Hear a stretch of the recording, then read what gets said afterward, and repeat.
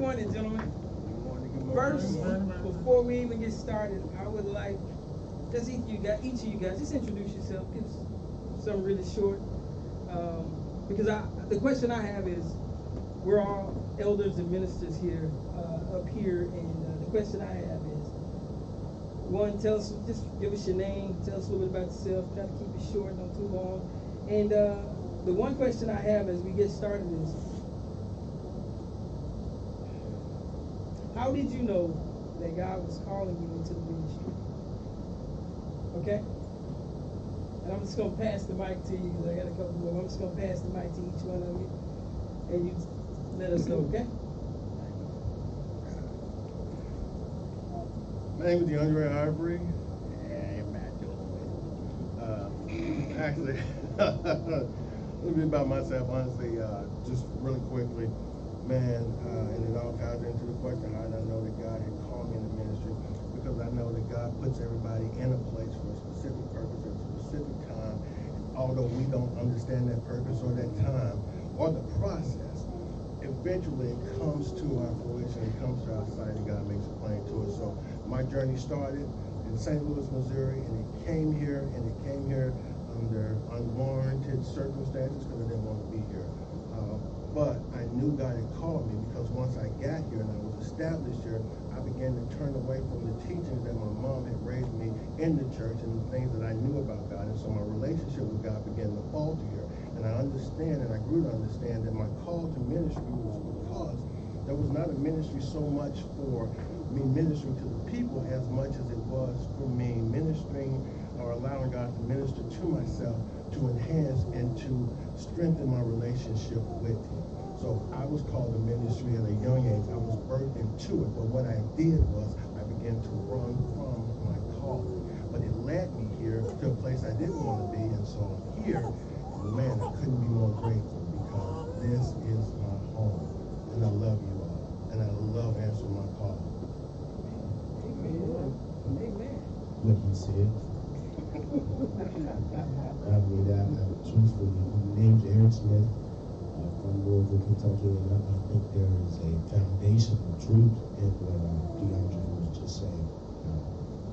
I knew that I had been called at 21, but I didn't answer the phone until I was 31.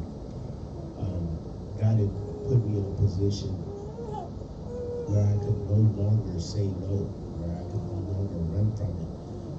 He allowed me to experience something where the only way I was going to get through it was for him to do it. And the only way that he was going to do it is for me to begin the process of becoming who he says that I am. And I didn't really have the luxury of just saying, okay, Lord, we'll do it your way, and taking slow steps. He threw me immediately into the ministry. And that's because he knows me. Unless there was a sense of urgency, I likely would have procrastinated. I didn't have the option of saying, okay, well, I'll start going to church, and then eventually on the day that I joined Kingdom Christian Church, Pastor Terry announced to everybody that I'd been called to ministry, and I didn't really get the option of hiding. So I thank God and said, no, you've hid for 10 years, and now it's time for you to walk accordingly. My name is Ignatius. All right, but seriously, I felt that the Lord had called me back when I was in college. Actually, before that, I accepted my call when I was in college. And I still ran from the call. I still, you know how you live life and you do things that you shouldn't do. That was me. I lived a life of running. I ran all my life from the call. But I finally accepted my call. Because I can't even remember what year. I'm grateful that I did. Very grateful. My life hasn't been the same. It's ever changing. Everything that I've gone through is a testimony. And I praise God for that. Amen. Amen. So I wanted to start out by asking, yeah, you got me. I wanted to start out by asking, well, before I start asking my question, anybody have anything they want to add? Compliments they want to add? No? Okay, good. I wanted to start out by asking, again, this is Men's Month, and our theme for this month is Adam, where are you, right? And so, again, I've expressed to you a number of times what it means to me, but Brother Eric, since you got the mic, what does that actually mean to you? What does that say to you when you hear that question? And you know it's based out of Genesis. I believe it's Genesis chapter 3. Adam, where are you? So the question is, what does it mean to me? Yes, T. Well, looking back over Genesis, we understand that Adam had sinned. He had fallen short of God's glorious standard, and as a result, when he is now confronted with God's presence, he hid himself. I think a lot of times that is who we are. You know, I think we inherited that from Adam in a lot of respects. You know, when we fall short of God's glorious standard, we seek to hide from him as the result of sin. Sin separates us from his presence. Not because he's not looking for us, but because we are so ashamed that we can't handle his holiness, so we hide ourselves. So I'm gathering that again, I always say it's difficult thing to do. When you're faced with these hard times,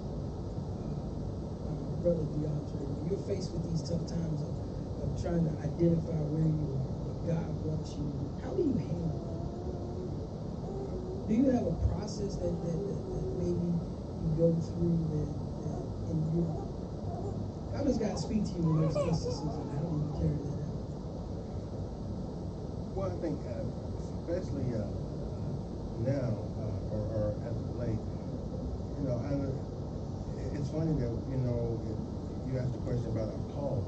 You know, when we receive a calling, you know, I think I can't speak for, you know, the other two gentlemen, but, you know, I accepted my calling at an early age, but here's the difference with me accepting my calling. Where I felt negligent in is I accepted it, I recognized it, and I acknowledged it, but I did nothing with it. And see, it was my gift, and it's a gift from God. So what I did was I put my gift away. And so when we say, Adam, where are you? What God is asking, or he was asking me was, DeAndre, where are you? Where is your gift that I gave you? Why aren't you using it? So when he was talking to me, what I did was I made excuses why I was busy and I was doing this, or I'm in this state of mind, or I'm doing this, and you know that ain't right, and that ain't pleasing you. So you know my flesh is winning. So you know I recognize your gift that you gave me, but I'm gonna put it over here until I'm ready, and I decided I'm ready to use it. So for me now, what I realize is what God is saying. You know what? You can't just lay your gift down. It's going to go with you, because I'm going to be with you wherever you go. So what you need to do is you need to walk in it and say to yourself, you can't just drop it off. And you're always being watched, even if it's not in the physical, it's in the spiritual by me. And so now it's just like I find myself now listening to more spiritual music.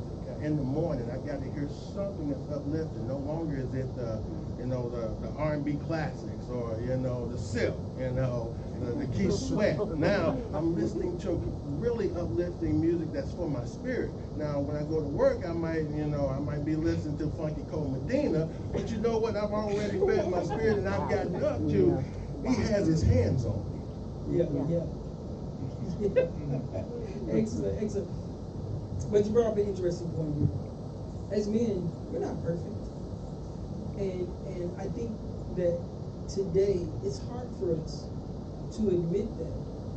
And one of the issues I've seen is some of us we try to take on these burdens ourselves. We try to do everything ourselves without consulting God, without sitting back and listening. And so one of the things that I've always heard, and I kind of live by this, is prayer and meditation, right? And prayer is us petitioning God for a thing, right? No matter what it is. We could be repenting, we could be asking for forgiveness, whatever, right? Right? But that moment after that, as we are quiet, we are silent. See, I say stay on your knees for a few more minutes, right? Stay prostrate straight for a few more minutes, right? Stay calm and be still just for a few more minutes, because God may be trying to tell you something. Having said that, I want to ask Brother Ziff, I think that you are, what advice can you give as a man in this society? You know where we live, and as an imperfect man, right, in every aspect, what advice can you give the younger men? What advice would you give to them about navigating this world as a Christian man? Advice? Advice, yes. What would you say to them? That's a long question. That's all right. Take your time. Take your The time. advice I think the main advice that I would give to a young person in this life, today and now, is to lean on God, number one. Because He will never leave you nor forsake you. If you've truly got God in your life, He will never leave you or forsake you. Lean and depend on Him. Number two, find godly examples. If you don't have a godly example in your house, you have to look elsewhere to find that godly example in the church, or even for, if you know of an older gentleman that has some kind of quality that you would want to have. You know what I'm saying? Because that's what I had to do. I had to look for those kind of qualities in other men. You know what I'm saying? I had to look for that because I didn't have that in my house. I got a question for you. So looking for that quality. Now, are you only looking for, let's say, men who go to church when you're looking for that quality? Not necessarily. Why don't you expound on that just a little bit? I mean, qualities, good qualities doesn't have to come just from the church side. They can come from the worldly side too, from those gentlemen that I work with, older gentlemen that I work with. They have good quality, they have a good demeanor, they treat others with respect. You know what I'm saying? That's what I'm trying to say. That's if I'm saying it correctly. Yeah, so oh man, that takes me to a bunch of different directions, but I won't beat that horse. But I think I'm going to try to say it like this. I think with a lot of the young men, is instead of us finding good men to follow, right? Mm-hmm. Right? Mm-hmm. Good men, right? And Brother Eric, why don't you, if you would, can you elaborate on some qualities of a good man? Just a good man, because the next question is going to be, now give me a couple of qualities of a godly man.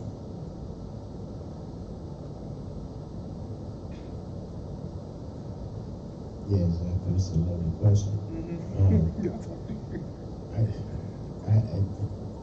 I get the question. I don't think that it's a fair question, because anything that we relay as good has to be first established in the principles of good. There's a foundation, there's a precedent, there's something that establishes what is good and what is not good. And the only measuring stick that we have to determine what is good is Christ. Okay. And I believe C.S. Lewis sort of mentioned in Mere Christianity that, you know, we have to have a guide rule to determine what is good. If two people are arguing about a situation and one person says, well, that's not fair, he first has to have an understanding of what fair is.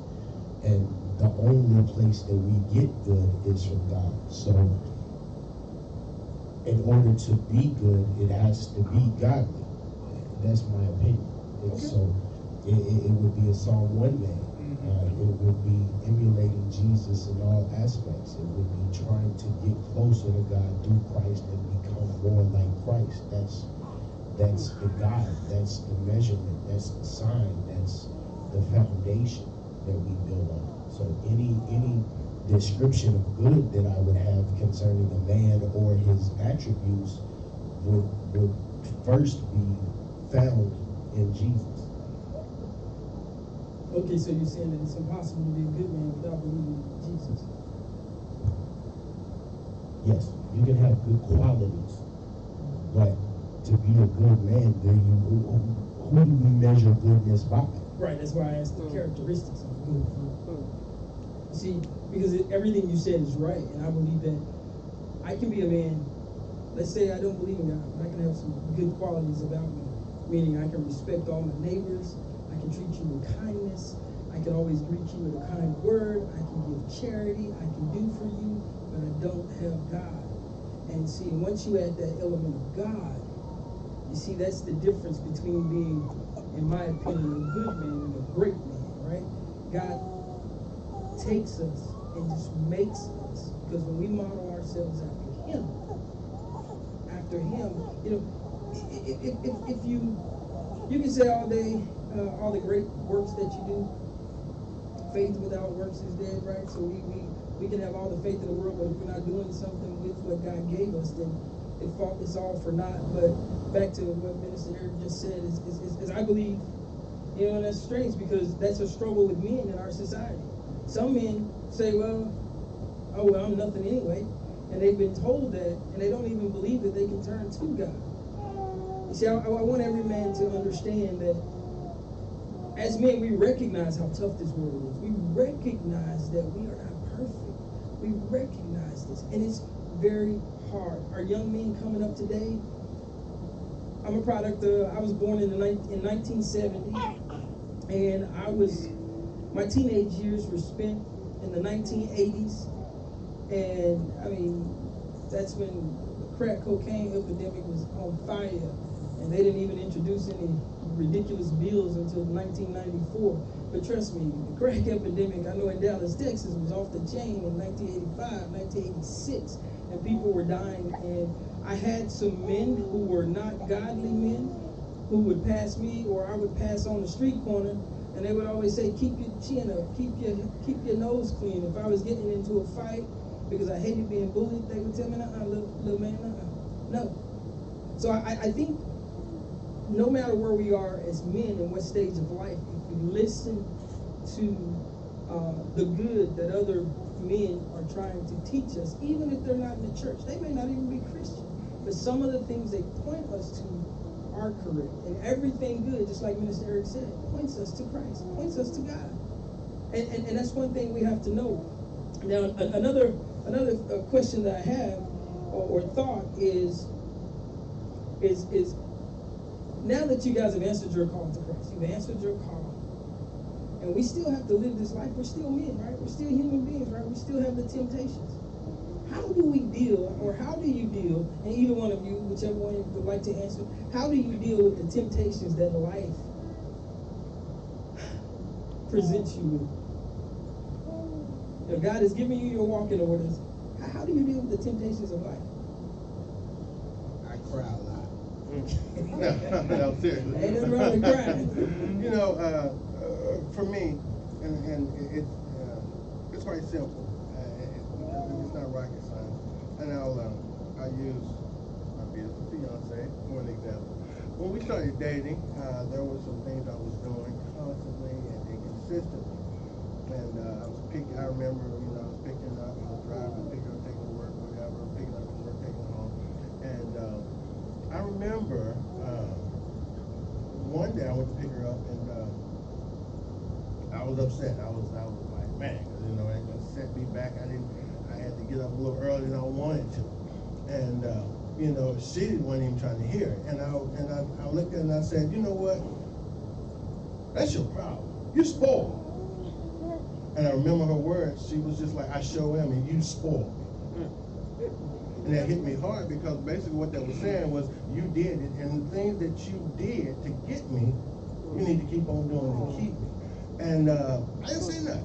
I just got upset and I looked out the window. I kept on driving. Like, I'm taking her to work, but I'm going to be mad, and I'm not going to tell her how mad I am because she's right.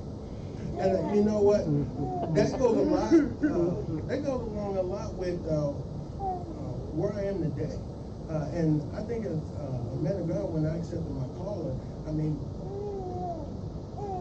I feel like, you know, even though sometimes I'm doing good, I know in my spirit I'm not doing good enough, because there's always more I can do, and I can always do better, and I can always get better. I think the biggest struggle sometimes with men who accept their calling is they put a lot of pressure on themselves to get it right overnight, so to speak. And it doesn't come overnight. It's a process, and I know it's a process. So now I'm not expecting to, okay, all of a sudden, you know, I'm like T.D. Jakes, I got the 12-pack abs with the keg sitting out, and I got the beer, and I'm preaching up the storm, and I'm just turning up the church, and I'm just burning down things. I know that it's a process. And so what I'm going to have to do is I'm going to have to seek God in this process, because it's a wilderness. This starts, my calling, when I answer my calling, it started a new wilderness.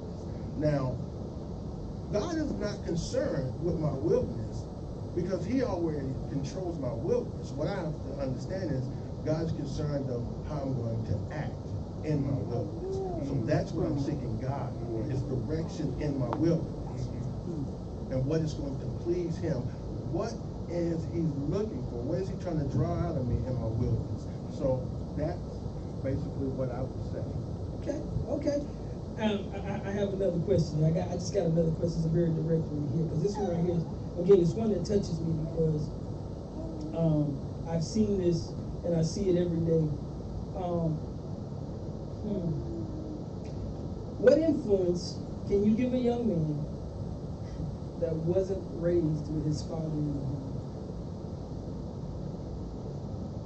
Or I put influence, but or what advice? What can you tell a young man who's struggling? Maybe he's struggling with his spirituality. Maybe he's struggling with his God or whatever that is. He's struggling in life. You know, we as men, a lot of times we are in crisis because we are hurt. What advice can you give a young man who's having struggles because his father wasn't there? He was raised by a single mom. It's not your fault. Okay. I was kind of in that circumstance. My mother and father were separated. My father passed when I was 13 or 14. And I carried a weight for years that it wasn't my responsibility to carry. I tried to find the source of their incompatibility in myself, and as a result I found myself finding incompatibility in myself. I was incompatible everywhere. I was never good enough, never strong enough, never smart enough, never disciplined enough, and that was always in the back of my head, that there is something inherently wrong with me, otherwise I wouldn't find myself in this circumstance. But God has a reason and a message for everything that we experience. And being in a situation like that is simply God using the circumstances to build on who he already says that we are. It's the circumstance don't define who we are. Their inability to get along, their inability to salvage their relationship had nothing to do with me as a child of God. And as a man of God, I cannot look back on that and expect it to define who I am. I'm from a, quote, broken home, but that means absolutely nothing when God interjects himself into the situation. It's just past, and it's no longer relevant. So I got a question to ask all three of you, right? Oh, okay, you want to add? Go ahead, brother. I want to add to that, because I was raised in the same, sort of the same situation. My parents divorced when I was 5. Father remarried, later remarried, but I lived the majority of my life thinking that I was at fault, that I was the problem, that I was the cause. And I carried that up until my late 20s, after I had got married, after I had my first child. I carried that stigma with me till I was well an adult. You know what I'm saying? So just as you said, you have to allow God to intervene on your behalf and instill something in you to take that pain away. And granted, it's still hard. I can't even talk to my dad to this day for real. And I think that's a problem. I try to work on my end, but I get no on the other end. So that's wrong. And that brings up as men, and like anybody, we are hurting, right? What are some of the hurts? We're gonna come back to what you just said, Zeph, but what are some of the hurts that the three of you guys, and I'll include myself, the four of us, what are some of the hurts that we've experienced in life? Because I, for one, I grew up with both parents in the home, right? And it was tough because I was the youngest. My dad was married 2 times. My dad was my mom's only, but my mom had a daughter when she met my dad. And so I'm the youngest of 10, right? The youngest of 10, so I was always treated with let's just say, everything I got had a little piece of sugar on it, right? Everybody sugar-coated everything, they took care of me. But growing up in that type of household, it was difficult for me because, I was the soft little boy, right? And my mom took care of me, but my dad, it made my dad, in my opinion, and it's just that an opinion for me, my experience, my dad was a little bit tougher on me. Like playing sports and things like that. Dad ain't coming to see me play. I'm not good enough. And though I was sheltered by half of my family, and there was that other half of my family, that there was no real balance. I went from one extreme to the next. And I spent most of my childhood years trying to find my place. And because I never found a place, I became basically, they used to call me a hermit because I didn't associate with people. I know I have an outgoing personality now. As a kid growing up, I didn't even know how to express myself. And it's because of the way that I was raised. And at some point, there were other male influences. Now, don't get me wrong, my dad did his best. I won't tell you that he didn't. But I got to a point, and this is what I wanted to ask Brother Zeph, I got to a point where I could not forgive my dad. I couldn't. And it hindered my growth. It hindered my growth. It slowed everything. Like when you're young, they tell you that drinking coffee will stunt your growth. So I didn't drink coffee growing up. Woo, right? Y'all know, I'm just telling y'all, people get the prophesied over you, and you say they prophesy. Oh, never mind. I had a new word that I just learned. I ain't gonna use it. There was prophet lying over me because I still didn't grow, right? But anyway, but I needed, for me, I had the dad there, and he was trying to do the right thing, but it was just tough. It was hard, and my brothers, they used to hold me on the floor and beat me up. So, anybody else experience? What was your experience, D, in your household? Well, actually, in my household, it was funny because, I guess it wasn't funny. The reason why I am who I am today and the way I am today is I always smile. I always like to laugh and joke and have a good time. I love to see people smile. I remember one time, man, there was a young lady that came into the dealership. This was when I first started selling cars in '97. And her mom, and I'll never forget, her mom said, "You know what, you ain't nothing but a flirt." And I looked at it and I said, "No, I just like to see people smile, especially women." And she said, But that wasn't the thing. That wasn't the thing. And that's what and that's it. People take that as a flirt, but let me tell you, there's a story behind it. The reason why I do that, and I love to see women smile, especially women, is because I grew up in a household where my mom didn't smile much because she was being constantly beaten by my dad and cheated. And so I found that the only thing, and what happened was, the only thing that would make my mom smile or laugh is after she was choked or beaten by my dad, and he'd pass out drunk in the bed, and she would always lock the door and close the door while he was beating her, so we couldn't see it. As soon as she was able to get herself together as far as she could, present herself in front of her sons, she'd come out, and I would do something, a crack a joke or start doing some crazy dance, and she would smile. And then I realized that, you know what? No matter what my mom's going through, if I can have an opportunity to make her smile, that's what I want to do. So, you know, some people say it's flirting, but all I want to do, every time I see a woman smile, I think about my mom, because it brought my mom a smile, whether it was acting silly or joking. People say, well, you're never serious, you don't care, you always find something to joke about. It's because growing in that household, when I turned to my mom and made her smile, I knew at that moment, no matter what the scars were, no matter how smooth her lip or her eye was, she had forgotten about the pain she was in or the pain she just endured. So I don't flirt. What I do is I try to bring out a smile. I try and take that one moment to make you forget about the hurt and pain, even if you've never experienced the hurt or pain in that recent moment. And so growing up in that household, I began to resent my dad. And I remember, you know, they had their fights and everything, and my mom, one time she came to me, and I remember I was 10 years old, and she sat me and my brothers down on the couch in front of her, and she said, you know, I'm thinking about letting Wayne come back. That was my dad. And my two brothers didn't say a thing, and I spoke up. I said, Mom, don't take it back. And I said, you better not take it back. And she said, why? Don't y'all want your daddy here?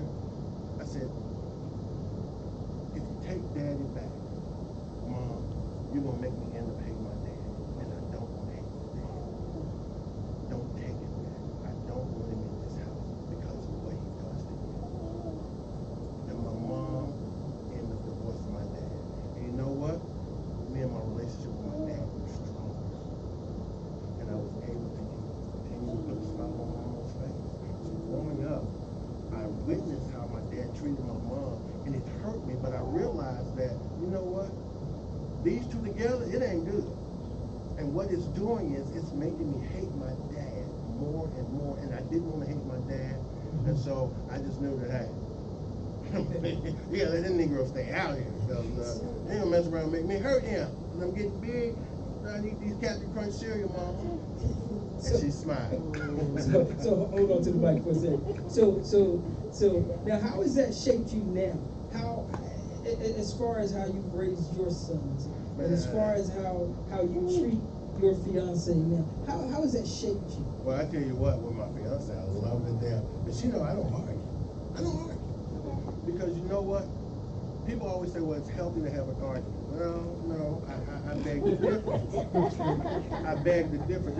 There's no such thing as a healthy argument. There's a such thing as a healthy discussion and disagreement, or conversation of disagreement. But there's no such thing as a healthy argument. Because when you decide that it's healthy to argue, what you're saying is you're inviting conflict. And what I don't want to ever do is invite conflict. So I'd rather walk away. You may say, well, you don't care, or you're weak, or whatever. You can say what you want, but I know the man I am inside. So while you see it as someone that doesn't care, somebody's weak or somebody's scared, what I see is I see a warrior. I see someone that has a godly spirit that says, you know what, I'm strong without having to prove to you I'm strong by going into battle with you. Because I'm like, the Lord fight my battle. And you know what? You better watch out that you don't mess around and get hurt spiritually or physically. And so that is what I do. Brother Zip, I'm going to go back to Brother Zip. Now, Brother Zip. Now, and the point I want to make with this, the reason why I want to touch these 2 points is because a lot of men today experience separation from the mother of their children, whether she be their spouse or just a fiance or a girlfriend. The intention was to be together forever. But a lot of times, the ones that are being hurt are the children. And the point of emphasis here is, I always say about men, not at fault, but responsible. And so, Brazil, with your dad, you have a very unique situation for me, in my opinion.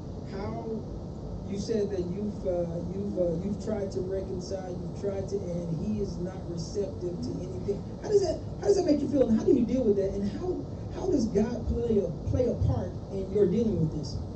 Well, number one, I've tried to reconcile many different times. I get nothing in return.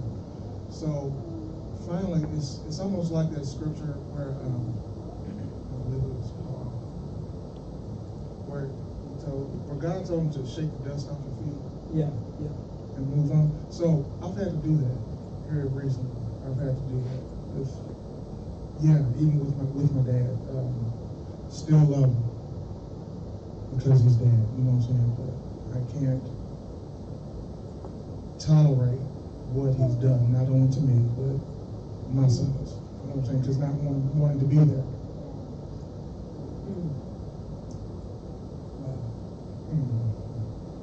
So I've had to do that, and granted, it's hard. It's not an easy process. Me and my mom were talking about it just last week. It's not an easy process, but it's what I've had to do. I don't like that I've had to do it, but I've had to. I still give them updates. I still send them texts. Try to call, get no answer in return. So it's like, okay, I've done what I was supposed to do. Yes. So, Can I say something? yes, ma'am. Go right ahead. Okay. I'm like, Zeb. You want the mic, sir? No, I'm fine. Can y'all hear me? Yeah. Okay. I'm kind of like Zeb in that aspect. And DeAndre knows where I'm coming from. I've been separated from my dad since I was 3 years old. You know, he more or less like beat on my mom. That's why I separated from my mom. Left, so I was born here, left here, moved to Detroit, now I'm back here. I just got back in contact with my dad. Let's see, I'm about to be 46. When I was in my late 30s. We talked, and did stuff, and I was, getting, to know him, and I'm not gonna say love him, I'll say like him. And something happened. I can't remember what happened, but we had an argument on the phone, and I guess he felt like because he said that he's the dad, that I'm not supposed to say nothing to him because I'm the daughter.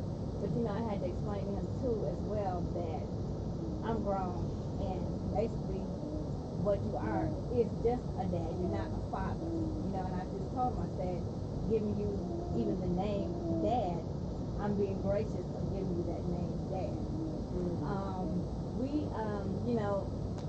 I talked to DeAndre about it a lot. He's telling me, hey, that is still your dad. Y'all are getting to know each other. Be kind, and everything. But I hate to say it, but DeAndre knows my attitude.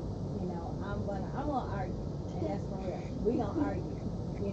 Not with him. I'm sorry, you silly. But we gonna argue. So we got back together and we're talking and everything. And of course, made a mistake. I think it was last year.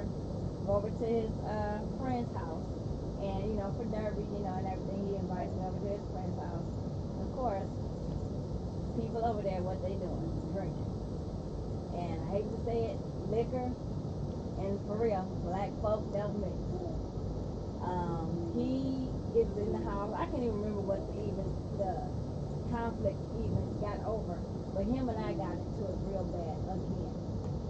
And he tries to hit me. And I'm like, oh, okay. I didn't try to lunge at him, or anything like that, but he tries to hit me. My sister that I actually just met here, she had to actually push him away from me. I hadn't talked to him for a minute. I even blocked his number from my phone. The only reason why I want to say that he actually wanted to get in touch with me as of right now is because he found out that I have an illness. He knew I had an illness even before this, but at the time we thought it was epilepsy. But when he found out that it was actually MS, that's when he wants to try to get back in touch with me and this, that, and the other. We get back in touch, we're talking on the phone, but it's really, really weird, talking to him on the phone because it's like, I really don't know what to say to him, And I will say this, and I hate to say it, I don't like him. I don't love him. I'm just right here. And seriously, if I talk to him, I talk to him. If I don't, I'm just like that. And I hate to say it. but that's just, I'm right there right now. You know, that it's funny. They were saying, is it the Jizz? Okay, so. I'm the same way. Me and my older sister are the same way. I remember, I'm sorry to say Go that. ahead. I remember when I was in college, I had just accepted my call. I was happy. Called my dad, because my dad, you know, I don't know if you know, but my dad is a minister. I'm a pastor. And I told him about, you know, that I've accepted my call to the ministry. You know what he said? You gonna go to the business school or what? What you gonna do with it? I'm for real? Not even a congratulations. You know what I'm saying? Nothing of affirmation. So, and that was way back in the late 90s when I accepted my call. So it's like, and now it's like, I love you, I talk to you, or I don't talk to you. Doesn't really matter. My mother asked me, have you talked to your dad? I'm like, for what? That's just the way I am, right? Way that things have to be done. And the reason why this is important, is because all of us have some shortcomings. All of us have gone through some. We're all, I believe that as men, a lot of times we're in crisis. Like I would say, your father is definitely in crisis. Is it your dad, minister, pastor or not? He's in crisis. And one of the things that I wish to bring light on is the men who are here not because someone is made them come here. It's because we truly have a heart for God. And a lot of times as men, we don't get the benefit of the doubt. I myself have a story similar to the two of you. I resented my dad. There came a time when I found out my mom had just passed away a couple of years before. I found out my dad had pancreatic cancer. And my dad, the opportunity for us to reconcile. See, my problem is my dad always was cool with it. You know, he always tried to reconcile. But I'm like, man, you just beat me up. How you gonna tell me you love me, right? But that was the way I was thinking. And as a child, I resented him, right? So fast forward, I'm married now. I'm about to go through a divorce. My wife is off the chain in my mind. I'm now starting to get off the chain, but my dad pulls me aside. And because he had cancer, he needed a place to stay. My mom had passed on, so I was like, yeah, you can stay with me in my apartment. I just got this apartment. You can stay with me. Man, I tell you. Now this is the point I want to make. And I say don't lose hope and try not to hate. Because there's no place in the kingdom. You can dislike, I believe. But hate, there's no place. But here it is. I resented my dad. I felt like my dad didn't accept me until I went into the army and I got all these awards and decorations. I've gone through all these schools and I look like, as one of my friends called me, a life-size G.I. Joe, right? I mean, I was ready to go, right? And my dad started accepting me, right? But here goes this time. Be quiet, leave me alone. Here goes this time in my life. Now I'm at a crossroads. Check this out. My dad extends the olive branch.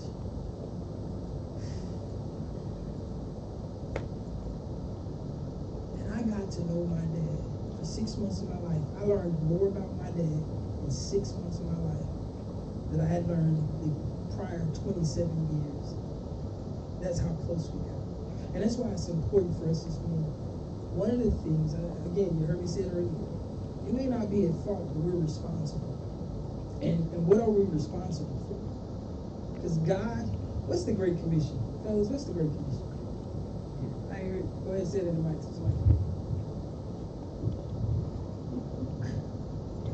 Go ye therefore into all the earth, preaching and baptizing in the name of the Father, Son, it's kind of hard for us to do that when we hold these resentments. Now, it's also hard for us to do that when we ourselves are in crisis. So what's your big reason for sticking with God, for sticking with Christ, for trying to do the life that we do? In the name of Jesus. Everything's in the name of Jesus. Because there was a time when I was separated from my kids. My ex-wife was so difficult. Oh my God. But I hung in there. I refused to give up. And because of my struggle, I've been able to talk to other brothers going through the same situation. See, the thing about us as brothers, we all need each other. We need to connect together, right? And so man, it hurt. I mean, there were times I never showed anybody. There were times I cried. I'm talking tears coming down, right? I'm punching holes in the wall because I'm that frustrated. And I'm saying, God, where are you now? Where are you? And you know what? I believe that was the time when God was carrying me through, right? Because our most difficult times when His strength is made perfect in our weakness, right? And I was so weak then that I couldn't forgive you. I don't care what you gave me. I could not forgive a person for something they had done. And then I started struggling. I started struggling because of the things I had done while I was in military service. You know, all those deployments behind me and in my belt, and everybody thinking this is a great guy, and he's this, he's that, and I was hurting inside. But what did I do? At some point, God sent somebody my way who turned me right back to church.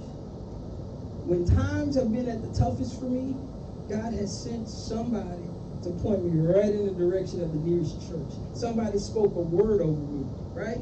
Right? Even though I didn't believe it, even though I thought, man, these people crazy, these Bible thumpers, they got problems. So growing up in our society as a man, it causes a lot of confusion. Guys, anybody, what's some of the things that confuse you about our society? We're going to close out here in about 10 minutes, but what are some of the things in our society that confuse you about being a man of God? That just go contrary. They feel good maybe, I don't know, but they're contrary to the word of God, and you find yourself wanting to partake in this. What advice? What are some of the things? And then tell us how we can avoid these pitfalls, or how you avoid them. All right, y'all, let me start you off. Fornication. When I was a kid growing up, I used to say, I was a player. I was never at the trick, right? That was my saying, right? That was my saying, right? I said, the guys in the church, they talk to women. I see old deacon so-and-so over there with his bad breath all up in, I made excuses. Let's just be real. I'm sorry. We got to be real. I made excuses, and I said, well, I can do that too. Oh, I forgot I was married. I don't care if you're separated, right? I ain't read in the Bible where it said it was okay, right? I forgot that. Maybe she married. I don't know. Maybe she promised. I just forgot all about that. But because the Holy Spirit, because I had a connection with Christ, convicted me in my spirit. And I was able to kind of right the ship, if you know what I'm saying. I was able to get away from that. I was able to stop coming up with them dumb sayings, right? Because just so y'all know, I had some big influences in my life. One of them was Axel Foley. Anybody know that's Eddie Murphy, Beverly Hills Cop? You know, that was my doc. That was my boy. And then my boy Jimmy Walker, Mr. JJ from Good Times. See, I love it. These were two big influences on my young life. And let us not forget Fred G. Sanford. They influences on my life. I looked at TV and those were my influences. And they helped shape who I've become today.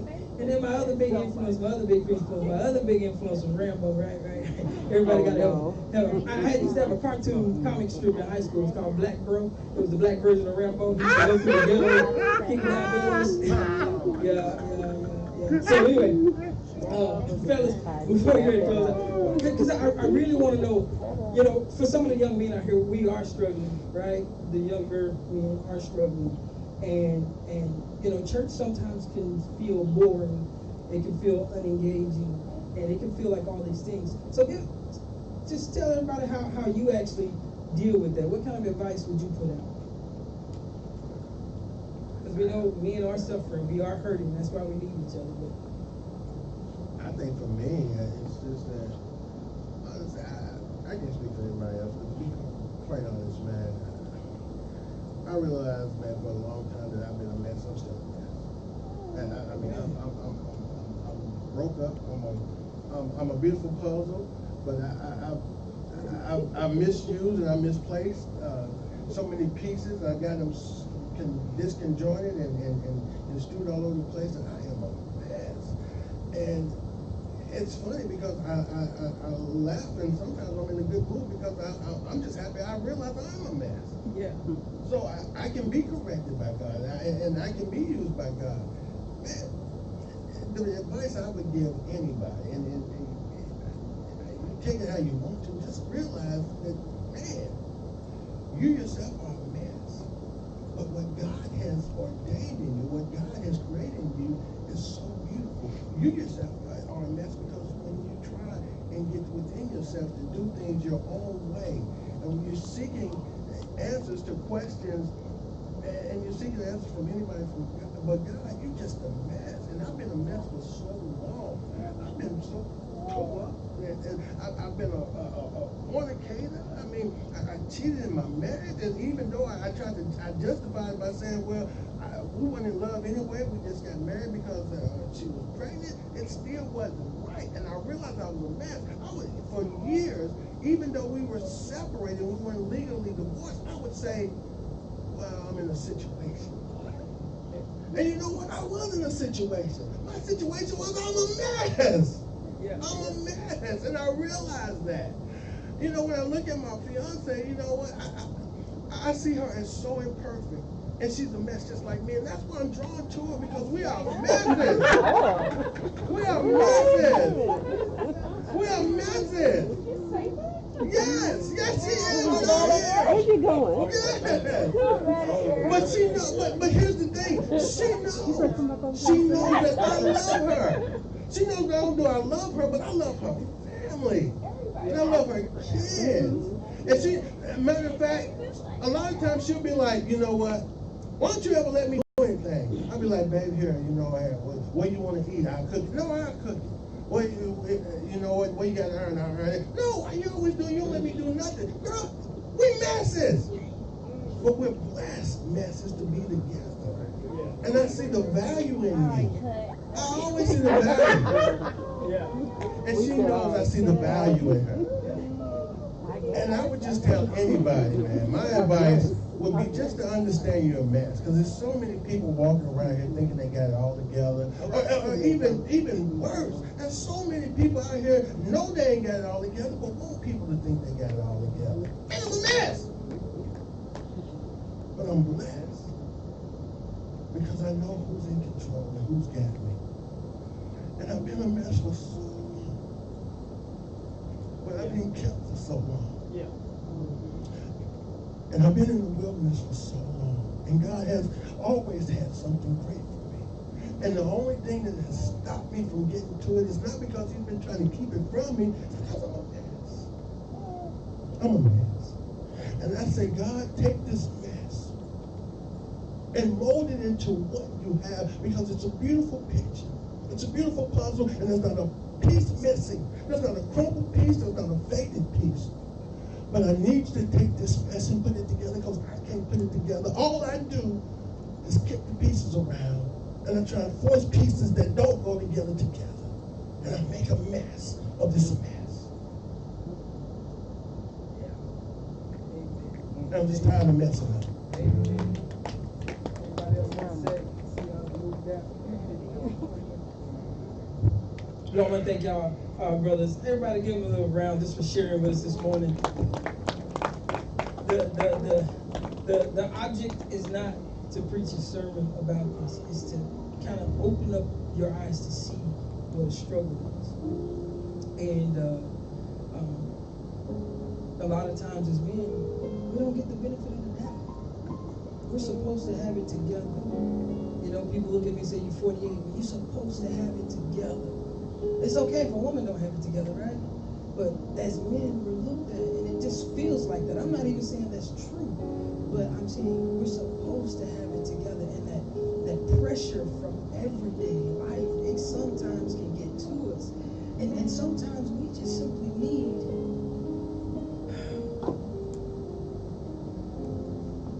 brothers, sometimes we need one another. It's time out for thinking we always have the best idea. If it's not done my way, it's the highway. It's time out for holding ourselves up higher than we should be held. You know what? Let us humble ourselves together, fall on our knees before God, and ask for forgiveness, ask for that direction, ask for clarity. Because it's so hard today. And it's hard for everybody, not just men. We're talking about men because this is our men's month. And I, for one, am asking every man,